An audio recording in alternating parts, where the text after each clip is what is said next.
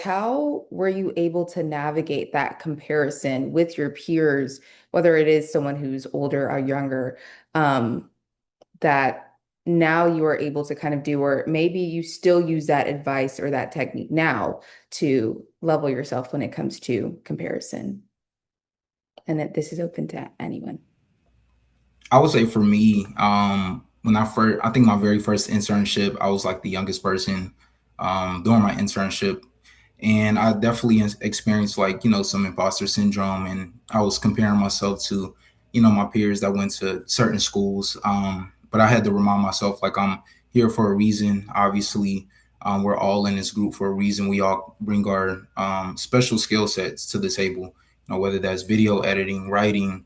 Whatever it may be, like we're all here to contribute.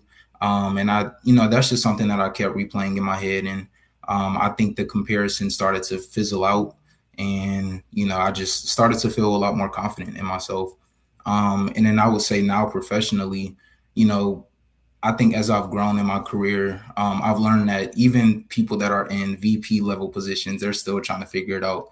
They don't have all the answers. So it's just like it's an ever ongoing learning process for all of us, regardless of where we're at in our careers.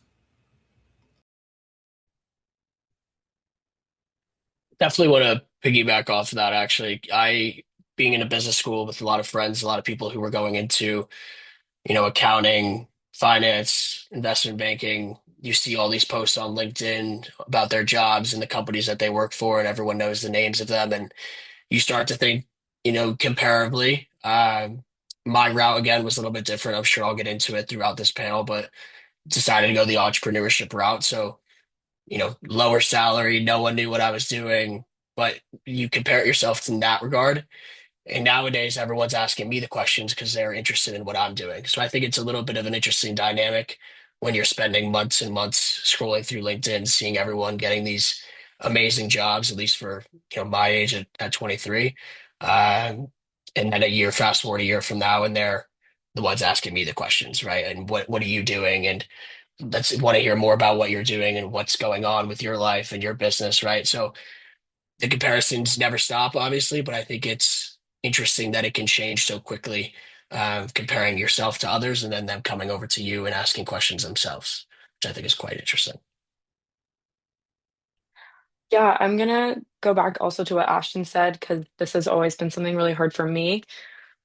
Is the comparing and having to look at your own success and your why you are valuable. So taking a step back and just thinking, okay, I'm like Ashton said, I'm here for a reason. I was accepted to this school just like everyone else. I got this job over other people. Like looking back and just acknowledging your own success and your own value is really important, and it's a lot easier said than done. But with practice, it's definitely something to implement for sure.